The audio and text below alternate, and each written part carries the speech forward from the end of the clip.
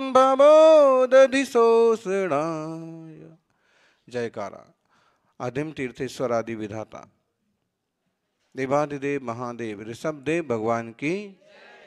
मंगलम भगवान वीरो, मंगलम गौतमो गणी, मंगलम कुंद कुंदाद्यो, जैन धर्मोस्तु मंगलम।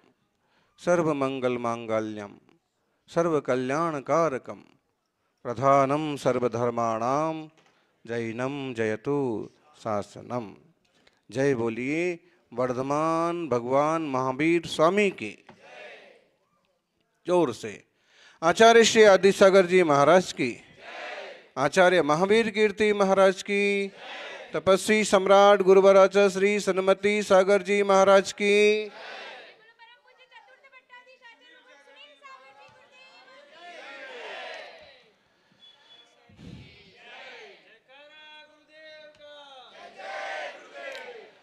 कर्मों के संसार में ना बादशाह चलता है ना इक्का चलता है।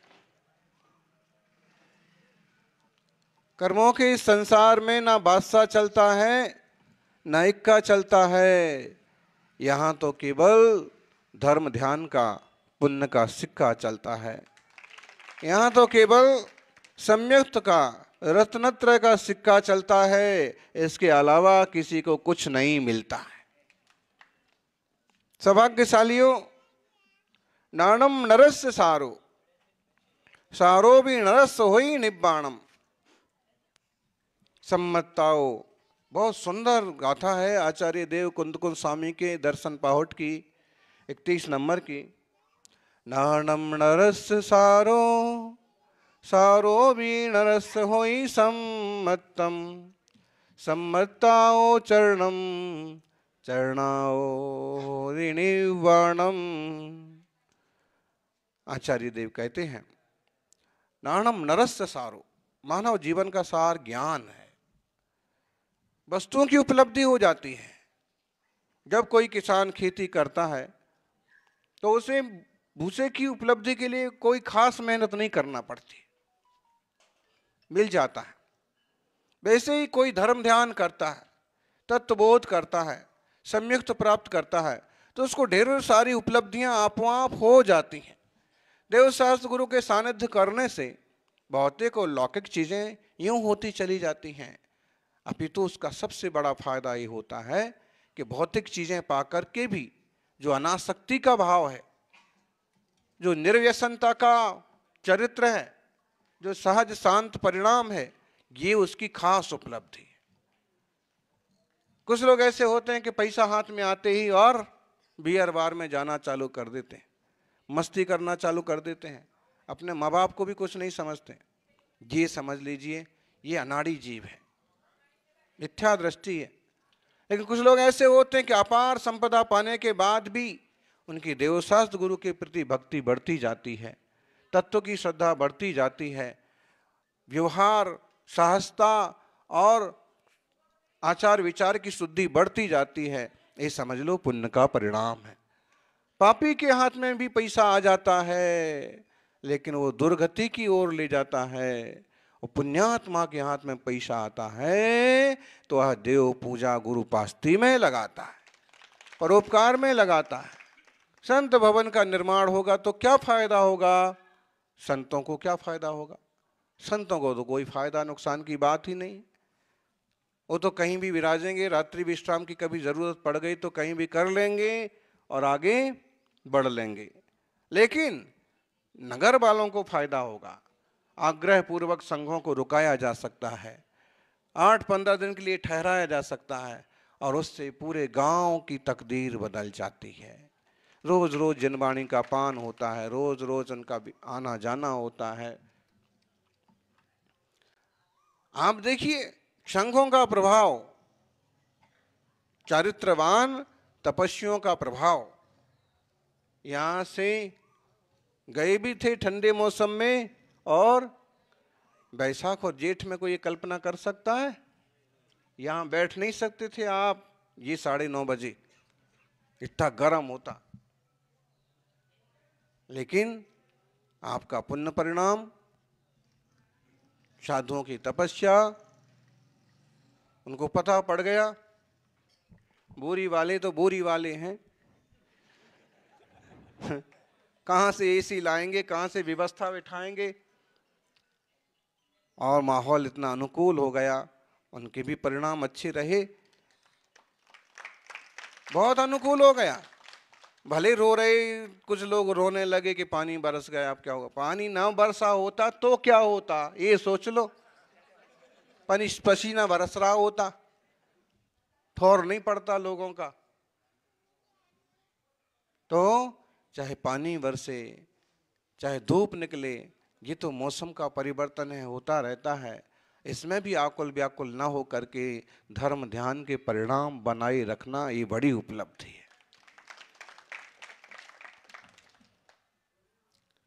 संत भवन होने से ये हो जाएगा कि किसी के घर में नहीं रुकाना पड़ेगा मुनिराज को, जो कि घर में रुकने से घर वाले के भी भाग खुल जाते हैं। लेकिन जरूरी नहीं कि महाराज जी रुक ही जाएं बार बार। ठीक है, खाली पड़ा था, नया था, मन बन गया, रुक गए, मना कर दें किसी गृहस्थ के घर में नहीं रुकना है, नया हो तो भी नहीं रुकना, फिर क्या करोगे। संत भवन है तो एक गारंटी रहती है कि निवेदन भी कर सकते हैं और रुकने के लिए जबरदस्ती भी कर सकते हैं। हमारे पास व्यवस्था है, आप क्यों जा रहे हो, थोड़े दिन ठहर के हमको धर्म लाभ दो। तो ऐसा एक अच्छा मंगलमय भाव बनाया है। तो ज्ञानी जो होते हैं, ज्ञानी की प्रवृत्ति ज्ञानमय होती है। जीवादजीव मिति लक्षण तो विभन्नम, ज्ञानी जनोन भवति समूल्य संतम, अज्ञानी नो निर्वधि प्रविशन धृतेयम, मोहस्तु तत् कथम बत न नटीति। आचार्य अमृतचंद्र कहते हैं कि जीव और अजीव की भिन्नता स्पष्ट नजर आती है। लक्षण देख लो आप, दोनों के भिन्न भिन्न है। जीव का लक्षण भिन्न है, जड़ का लक्षण भिन्न है। फिर और ऐसा ज्ञानी जन अनुभव भी करते हैं, उल्लसित होते हुए अनुभव करते हैं। लेकिन अज्ञानियों का कैसा मोह है कि भौतिक पदार्थों में, जड़ द्रव्यों की परिणति में ही मस्त हो रहे हैं। सौभाग्यशालियों, भौतिक पदार्थों की उपलब्धि होगी लेकिन उसमें उलझना नहीं। चक्रवर्ती भरत जैसे ज्ञानी होते हैं, क्षय खंड पाकर के वे उलझते नहीं हैं। ऐसे ही आप सभी उपलब्धियां हासिल करो, लेकिन उन सब उपलब्धियों के ऊपर पंचलब्धियों को रखो। और पंचलब्धियों में सबसे खास करणलब्धि। करणलब्धि में भी 3 करण रूप परिणाम, परिणाम हमेशा उठते उठते हों, निर्मल हों। नाणम नरस सारो।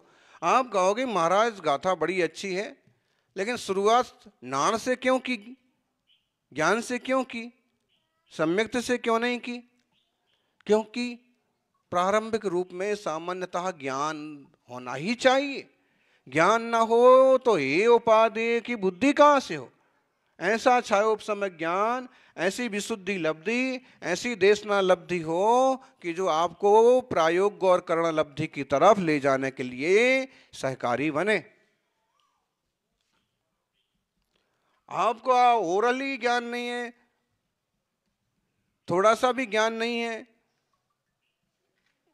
वस्तु व्यवस्था का बोध नहीं है, तो सम्यक्त का कोई चांस नहीं है। नाणम नरस्य सारो, सारो भी नरस होई सम्मतम।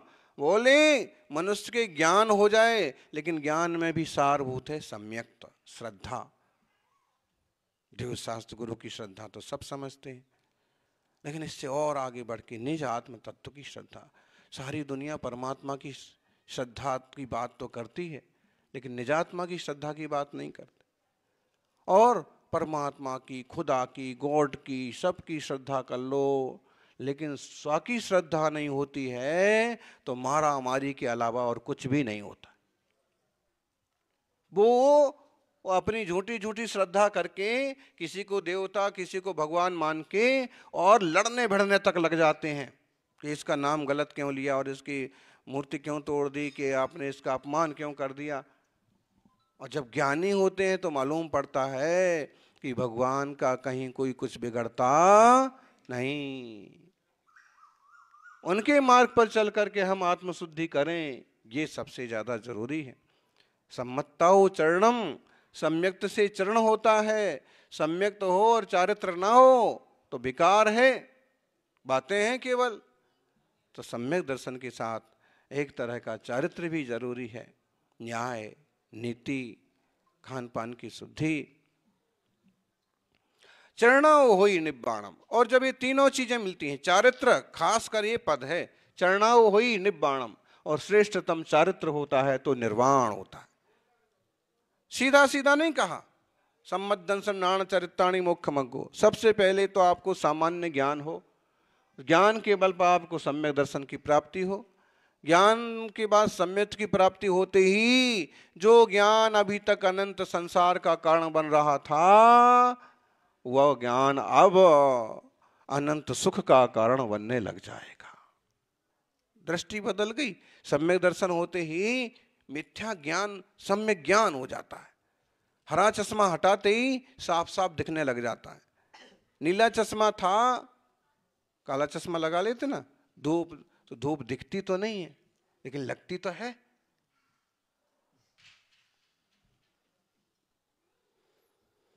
धूप दिखती तो नहीं है लेकिन लगती तो है। ऐसे ही मिथ्या दृष्टियों ने अज्ञान का चश्मा लगा रखा है। उनको दुख दिख तो नहीं रहे हैं, भौतिक पदार्थों में सुख दिख रहे हैं, दुख दिख तो नहीं रहे हैं लेकिन हैं। लेकिन जैसे वो चश्मा हटता है तो असलियत नजर आती है, वस्तु व्यवस्था क्या है। हम ऐसे ज्ञान से सम्यक्त की ओर, और फिर सम्यक्त से वास्तविक सम्यक ज्ञान की ओर, और सम्यक ज्ञान सम्यक दर्शन के बल पर चारित्र को उपलब्ध हों। देव सहस्त्र गुरु का सानिध्य इन सब चीजों के लिए बहुत बड़ी भूमिका निभाता है। आप भटक नहीं सकते। जिनेंद्र से जुड़े, ये आदमी झूठ बोल रहा है यहां बैठे बैठे, चौकियों में हो तुम हैं। और एकदम पतला आदमी था, और रास्ते में यहाँ ये 4 किलोमीटर बाकी था और बोल रहा था 1 किलोमीटर।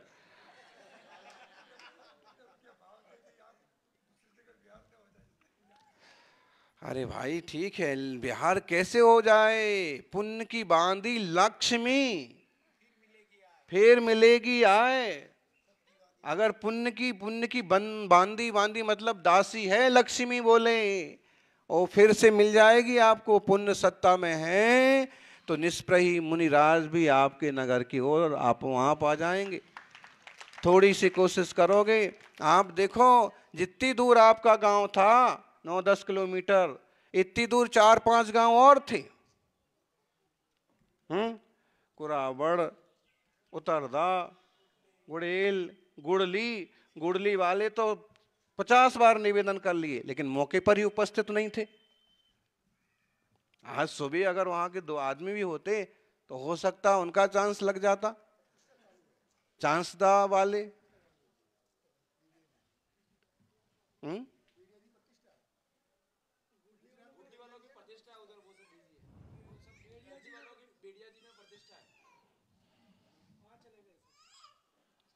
भोजा ने तो अब यही तो कह रहे हैं। एक और था वो, हाँ तो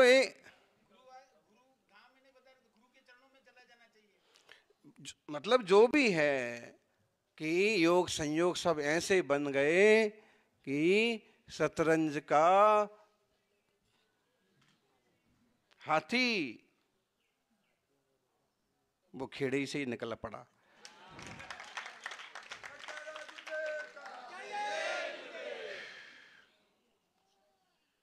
क्या करेंगे, वो अपनी प्रतिष्ठा करते रहो, तुम अपना करते रहो, सबका अपना अपना योग है, हैं? और ऐसे और हैं 1-2 जो इसी इतनी दूरी पर हैं और आग्रह भी है, लेकिन जब विहार हुआ जिस दिशा का योग बन गया, कोई नियत तो विहार था नहीं। कल तक भी लगे थे सब 12-1 बजे तक, महाराज किधर बता दो तैयारी करना है। एक सज्जन तो आए कहने लगे कि चौका लगाना, आहार बनाना अभी से बता दो, गांव में आओगे। और हमने अभी से अगर बता दिया और गांव में पहुंच गए तो भाई तुम्हारे यहाँ तो पड़गान हो ही नहीं सकता। क्यों? क्यों? उद्दिष्ट का दोष लगेगा। ऐसे नहीं, ऐसे ज्यादा से ज्यादा ऐसे आग्रह करो, सवेरे 8:30 बजे का प्रवचन तो हमारे गांव में ही होना चाहिए। अब 8:30 बजे जो प्रवचन करेंगे भाग के कहां जाएंगे? बोलो।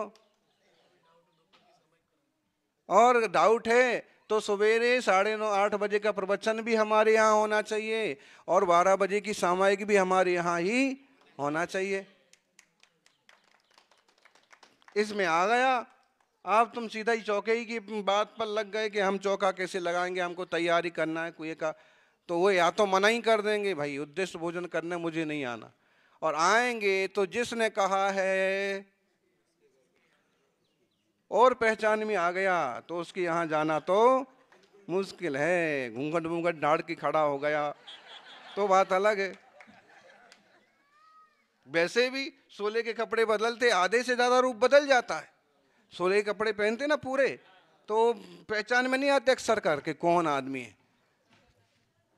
तो जो भी है, भावना है, भक्ति भावना के साथ साथ शब्दों का प्रयोग करना भी आना चाहिए। निवेदन के लिए हमारे यहाँ ही रात्रि विश्राम हो, संध्या काल की सामायिक हमारे यहाँ हो, सुबह की सामायिक हमारे यहाँ हो, सुबह का श्री जी का अभिषेक हमारे यहाँ देख करके ही आप या इस टाइप के शब्दों का प्रयोग, जिसमें बंधन का बंधन हो जाए, निवेदन का निवेदन हो जाए और आप भी निश्चिंत हो जाओ। कल का दोपहर की सामायिक तो हमारे गांव में होना चाहिए। संध्या का दोपहर वाला स्वाध्याय 4 बजे वाला, 3 बजे वाला हमारे यहाँ होना चाहिए। सीधी आहार वाली बात कहना ना, समझते नहीं आप लोग, सीधी बात बोलते हो आप क्योंकि आपकी नज़र में वो भी बहुत जरूरी चर्या तो है ही है। लेकिन मुनिराज अगर इस, हाँ ठीक है, एक ही घर है मान लो, अब यहाँ तो 10-12 घर हैं मान लो, तो कोई बात नहीं, जिसने कहा होगा उसको छोड़ दो। लेकिन एक ही घर हो और वो कहें कि आहार तो हमारे यहाँ ही करना है, कल आहार आपका हमारे यहाँ होना, हमारे गांव में, फिर तो और मुश्किल है। अब तो पता भी पड़ गया कि हमारे निमित्त से ही सारा चीज करने वाले हैं, वरना श्रावक खुद धर्मात्मा है, शुद्ध आहार वगैरह बनाते हैं, मुनिराज आने की संभावना हो तो और उत्साह से करते हैं, और नहीं तो शुद्ध भोजन करते हैं। कभी भी चौकी वगैरह लगाने का अवसर पड़ता है तो ऐसे विकल्प करो कि जब तक मुनिराज विराजे हैं या आने की संभावना है तो हम भी शुद्ध भोजन करेंगे। अब इसी शुद्ध भोजन में से मुनिराजों का त्यागी वृत्ति का आहार हो जाएगा, ना उन्हें दोष लगा ना आपको दोष लगा। अब ये तो सब महाराज जी के लिए है, ये तो सब छोटा बच्चा भी मांगे, ये तो सब महाराज जी के लिए है। बच्चे को समझाते भक्त भले ऐसा बोल देते हैं, लेकिन ऐसा नहीं बोलना चाहिए। देखिए ये दादियों के प्रवचन भी चल रहे, स्पेशल इफेक्ट्स।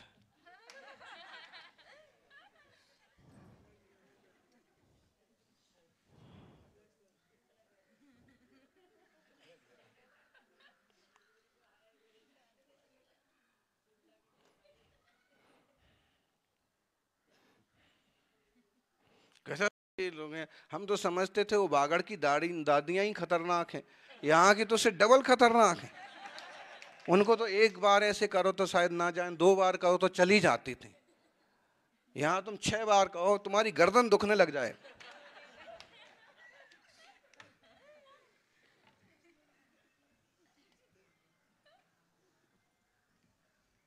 चलिए, भक्ति भावना है, भक्ति के साथ विवेक भी बढ़ाइए, श्रद्धा ज्ञान के साथ क्रिया की शुद्धि भी बढ़ाइए, और कम बोलो, काम का बोलो, जितना जरूरी है वैसी प्रवृत्ति करो, मीठा व्यवहार रखो, वो भी सब जरूरी है अपनी जगह।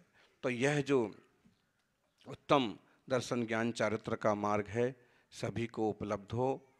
कल्याण परंपरा लहंती जीवा विशुद्ध सम्मतम सम्मदंसन रयणम अघेदि सुरा सुरे लोए।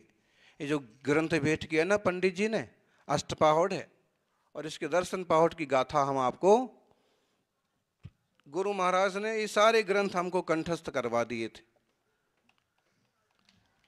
तो सिर्फ कंठस्थ नहीं होती, जब हम ग्रंथों को कंठस्थ करते हैं और बार बार उस पर दृष्टि जाती है तो हृदयस्थ हो जाते हैं, पूरा जीवन बदल जाता है। इसलिए स्वाध्याय भी बहुत जरूरी है। ये मंदिर से जोड़ने की बात इसलिए होती कि मंदिर जाना चालू करो, इसका मतलब है कभी उसकी स्वाध्याय में रुचि लग जाएगी। अभिषेक करना चालू का, उसको हो सकता है क्रिया पसंद आ जाए और बाद में उसको प्रवचन और स्वाध्याय की भी रुचि लग जाए। आशय उसका ही है।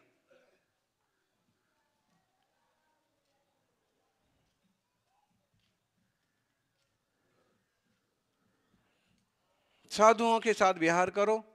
अभी बिहार में एक युवक चल रहा था, हैं? उसने कहा पहली बार चल रहा हूं। पहली बार कौन चल रहा था? श्रावक चल रहा था।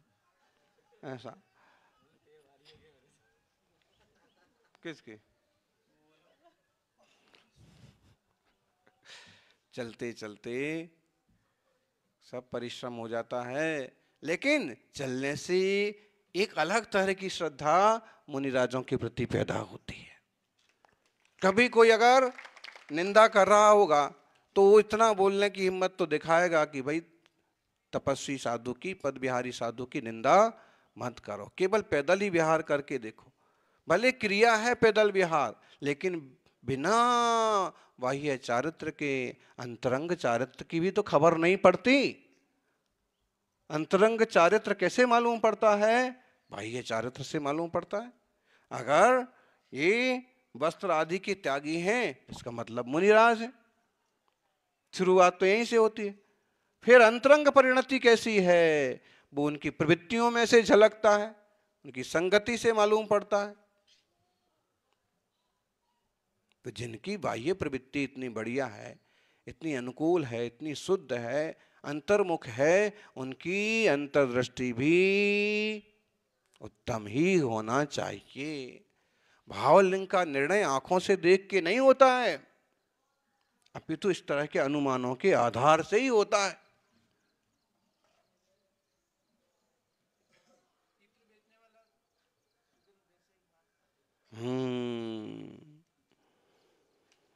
इत्र बेचने वाले को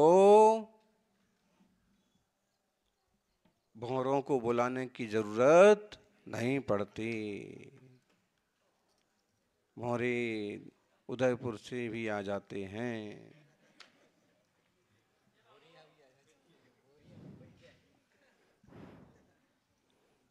मुंबई से, दांतीसर से, ठीक है, सबका अपना योग संयोग है।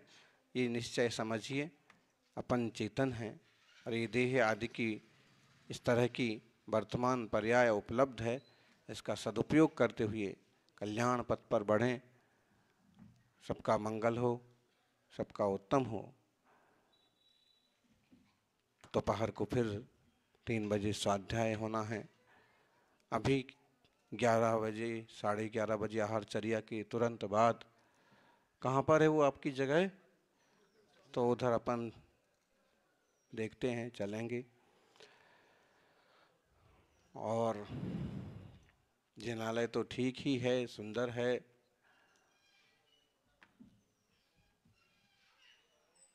सभी लोग रोज दर्शन और अभिषेक जरूर करिए। बड़ा मंदिर बन गया, अच्छी बात है, लेकिन अभिषेक और पूजन ना हो, भक्ति ना हो, दीपक ना हो, स्वाध्याय ना हो, तो उसका क्या मतलब रहता है? तो उसका पूरा लाभ लो।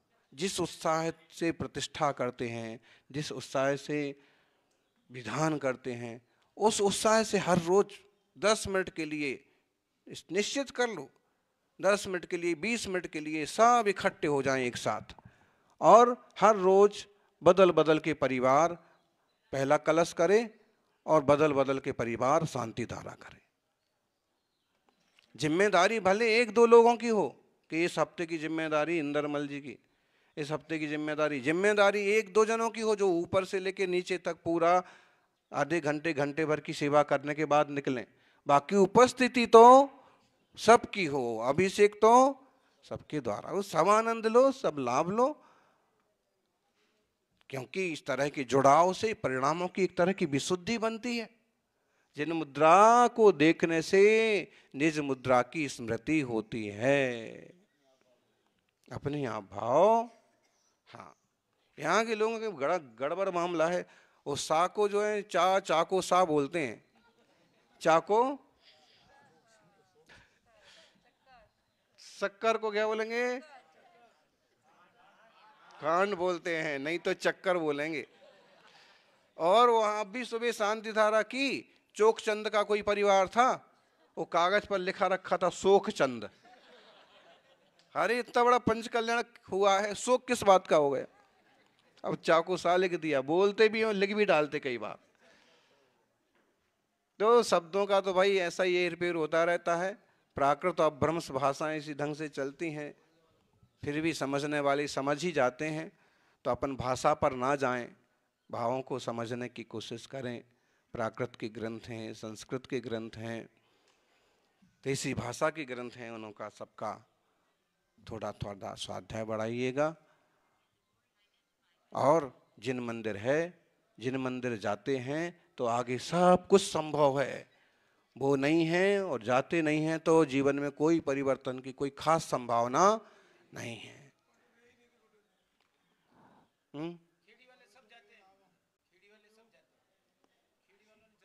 देखो ऐसा है कि ये वे लोग हैं जो चींटियों की तरह अपने धर्म का आज तक पालन कर रहे। चींटियां जैसे अपने धर्म का पालन करती हैं, जहां मिठास होती है धीरे धीरे धीरे धीरे वहां तक पहुंच ही जाती हैं, डिब्बा चाहे वो दूसरी मंजिल पर रखा हो। ऐसे ही धर्मात्मा श्रावक चाहे 2-4 किलोमीटर दूर ही क्यों ना मंदिर हो, धीरे धीरे पहुंच ही जाते हैं। और मुंबई वगैरह के, उदयपुर वगैरह में तो लोग इस बात को बहुत अच्छी तरह से समझते हैं। और खासकर बिल्डर्स लोग क्या करते हैं, उनकी जो बगीचे वगैरह में जाने वाली जगह होती है, वहाँ सिंगल मंदिर का छोटा मोटा जिन मंदिर बना देते हैं। अभी प्लाट कटना चालू नहीं हुआ, लेकिन वो होशियार लोग क्या करते हैं, फ्लैट डबल रेट में बिक जाते हैं। डबल रेट में श्रावक आते हैं कि मंदिर बनने वाला, अरे इधर भाई मंदिर के पास ही घर चाहिए। तो ये बात कोई नब्ज जो है ना, मुंबई से दिल्ली, दिल्ली से मुंबई और मुंबई से मद्रास तक के सब लोग समझ गए कि जैनियों की जेब खाली करवाना है तो तरीका ये है। हाँ, अब इतने बड़े बड़े कार्यक्रम भी जो हो जाते हैं ना, चलिए, लेकिन आपका धर्म, आपके धर्म की भावना, जिन दर्शन की भावना, लोग भले उसका इस रूप में फायदा उठाते हों, लेकिन आपके धर्म की भावना बनी रहे। और जहां रहो वहां कहीं आसपास छोटा मोटा जिनालय बना लो। अभी एक युवक आया बली में और काफी परेशान हो गया था, लेकिन उसने बताया कि हम लोगों ने सीबीडी में एक चैत्यालय जैसा बनाया है, भाड़े पर ही सही, हिम्मत तो की। फिर हमने उसको ऐसा कहना चाहा कि कोई परेशानी तो सब कर्म के उदय से होती है, लेकिन अगर ऐसे लग रहा हो परेशानी चैत्यालय वगैरह निमित्त से हो रही, तो आप चैत्यालय वहां से हटा दो, वापस जहां से लाए वहां रख दो। फिर हमने पूछा भी कि कितने लोग आते हैं दर्शन को, तो बोले 200-300 लोग दर्शन को आते हैं। अरे भाई, तो उसका तो पुण्य ही लग रहा होगा, चैत्यालय के कारण से किसी का कुछ बुरा नहीं हो रहा होगा, क्योंकि इतना पुण्य है तो उसका कुछ अच्छा ही फल तुम्हारे ही कोई पुराना उदय होगा। शांति रखो, धैर्य से काम करो, मिलजुल के काम करो। और शुरुआत ऐसे ही होती है, पहले भाड़े की जगह पर करेंगे, फिर कभी अपना छोटा मोटा लेंगे, फिर कभी जगह मिल जाएगी, फिर जिनालय बनेगा।